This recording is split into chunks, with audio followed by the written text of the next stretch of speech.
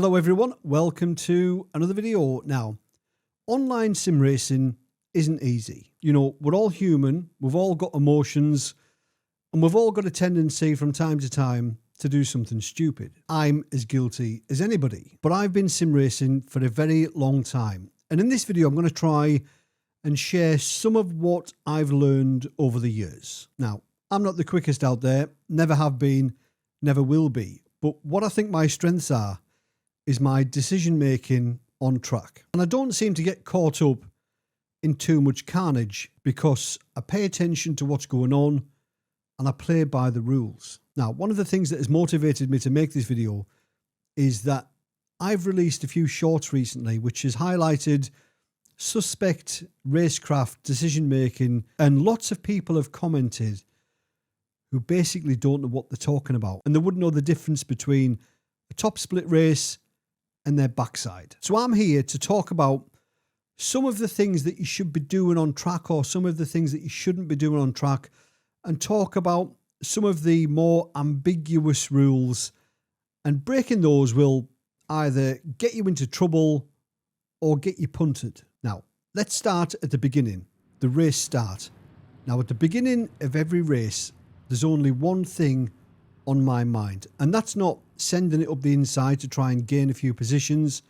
It's about survival. My only objective is to get round the first lap pretty much unscathed, and then we can see where we are and then push on. As I've said in many videos previously, it's okay at the beginning to go backwards. You don't always have to move forwards, and sometimes you might need to go off track to avoid something to stay alive, but I would much rather it be me in control of when and how I go off track. Like I said, survival is everything, and if you stick to that mentality, then you're pretty much always guaranteed to pick up one or two positions on the first lap because people are just too keen to move forwards. So let's talk about blue flags. Now, I'm sure you all know what a blue flag means, but that means that you are about to be overtaken by a car which is a lap or laps ahead of you. Now, that can be a multi-class race.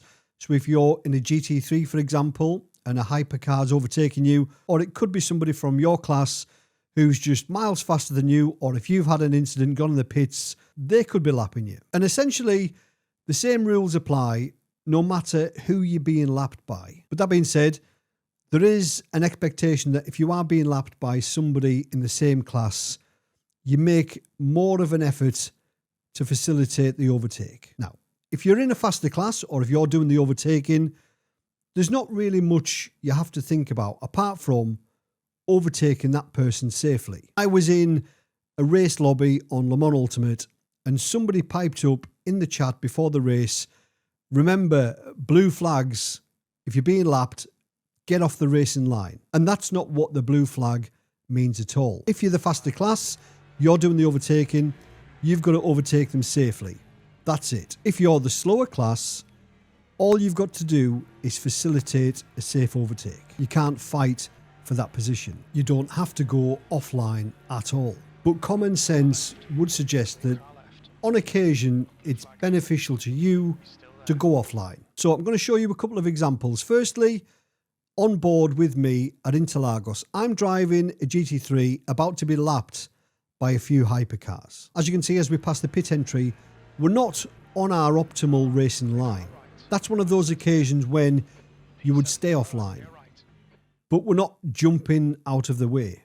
And we'll run that again. As you can see, a few of them overtake us, but I notice that there's one straggler behind. And instead of braking where I would normally brake and making it too wide into turn number one, I back off the throttle, let him past, and then I can get back on the racing line. When being lapped or lapping somebody else, it's all about minimizing the time lost. And if I went too wide with that guy into turn one, we would have been so much slower. But you don't have to jump out of the way. Sometimes, I know what it's like, there's a bit of pressure.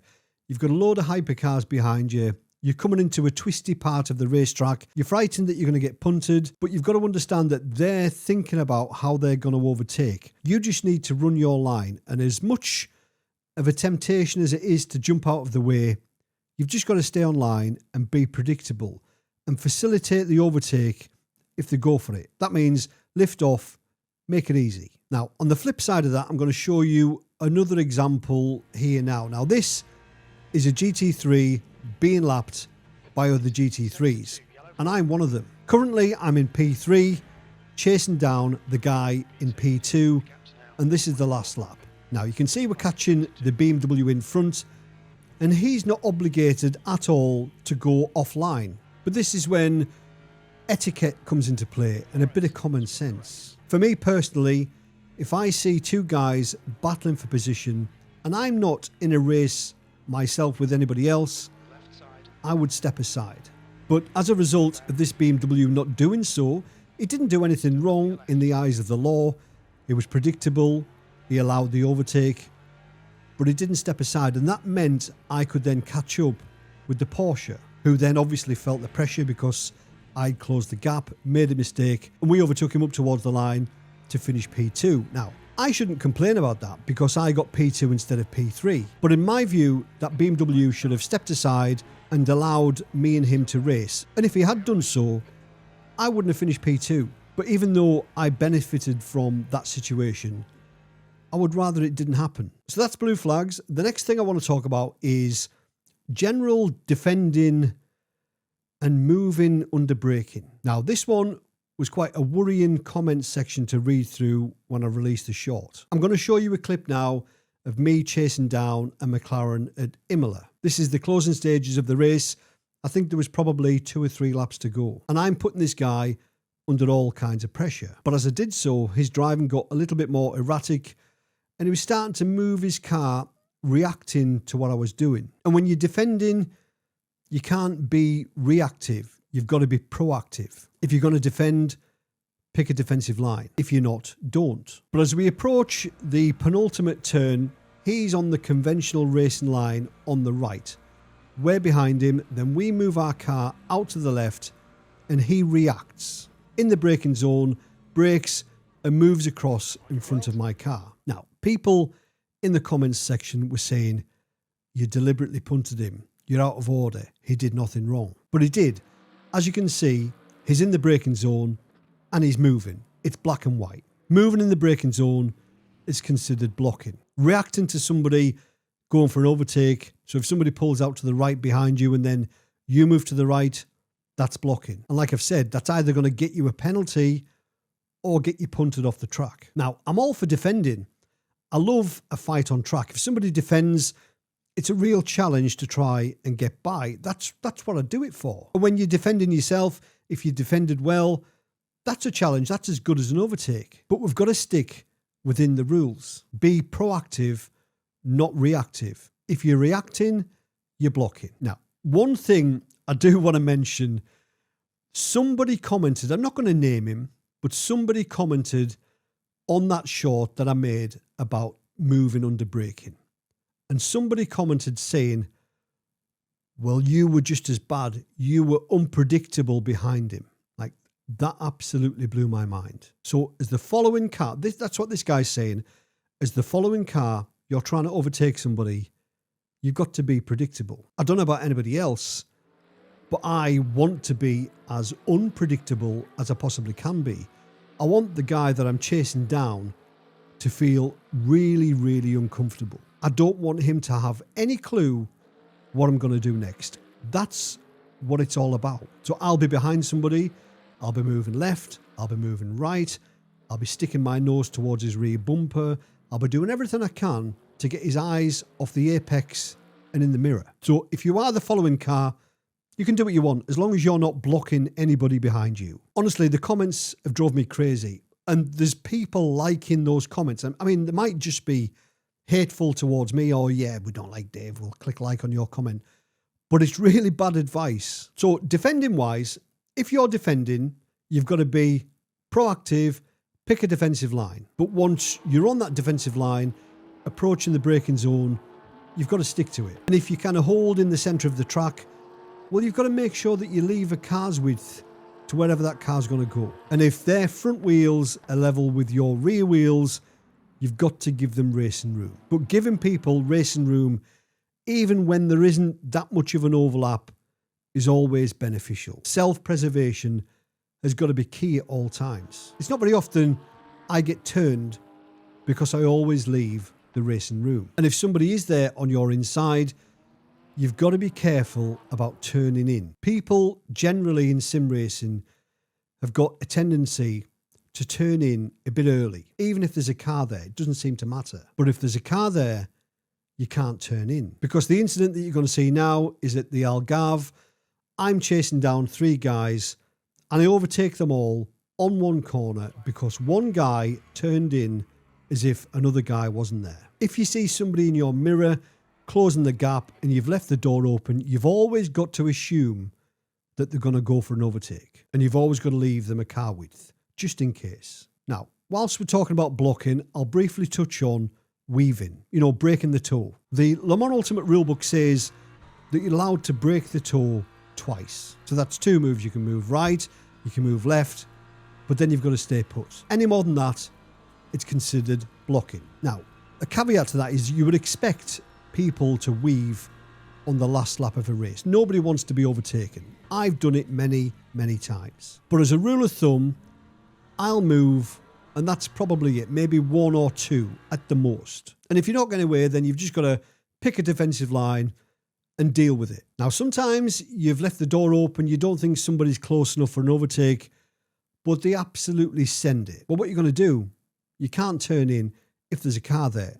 So you've been done. You should have made the defensive move earlier. But if you're confident in what you're doing, you've practiced, you're confident that when you brake, that's as late as anybody can brake, then there's a good chance that the guy that's sending it in isn't going to make the turn and you can do the old switcheroo. But sometimes people are just demons on the brakes and they'll make it stick. And if that's the case, well, you've lost out. You should have defended. But either defend or don't.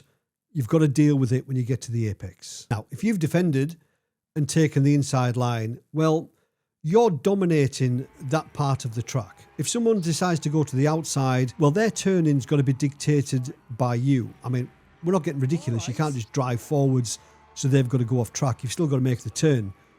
But they can't turn in before you do. Now, there's a few things there that should keep you on track and alive for longer. But a little bonus tip. So you're in a race, somebody's 1.2 seconds behind you, and he closes that gap in half a lap. You've still got about 25, 30 laps to go. What do? Well, what you don't do is fight it. Because if somebody's closed the gap, like 1.2 seconds in half a lap, they're obviously a lot quicker. What you should be doing at that point is making the overtake really easy and try and jump into the draft. You don't fight the turn, stay in front, just to be overtaken, a quarter of a lap later. It was inevitable. All you've done there is cost yourself time. I don't mind people fighting me for any position. That's what we're on here for. That's why we do it. But in races which are a bit longer, you've got to have that end game in sight. What am I trying to achieve? It's not the fight I'm having on this corner. It's the positions I want to gain during the race. Similar mentality to if you're being overtaken if it's a blue flag. If somebody closes a gap on you really quickly, let them go. I've done it many, many times. Now, staying with the etiquette theme, if you are on an out lap, you've come out the pits and you get a blue flag, that means that there's somebody behind you on a timed lap. What you really don't want to be doing is obstructing them when they're on a timed lap. So that's the only occasion when you would jump out of the way for a blue flag. I'm an advocate for practicing in practice what you would do in the race, so defend, overtake, whatever, but not when you're on an outlap. It's just mind-boggling that people don't get that. And at the end of the race, if you want to jump out the car, do it straight away or drive and pull over to the side, because nobody wants to run into a stationary car when you're running a direct drive wheelbase that's got 25 Newton meters. That'll sting. So I'll quickly touch on bump drafting. Bump drafting isn't allowed. In WEC, in real life, it's not allowed, and it's not allowed on Le Mans Ultimate. So I don't know why people would think it's all right on Le Mans Ultimate, which is a game based on WEC, when it's not allowed in WEC. So don't bump draft. It's naughty. So there we go. That's a few things to think about. Like I mentioned at the beginning, I'm not the fastest sim racer out there, But I do think I make reasonable decisions during the race. And because of that, I finish far more races than I don't. Well, hopefully this video has been of use to somebody. It's something to think about at the very least. As always, thanks for watching. Have a great week. See you later. Cheers.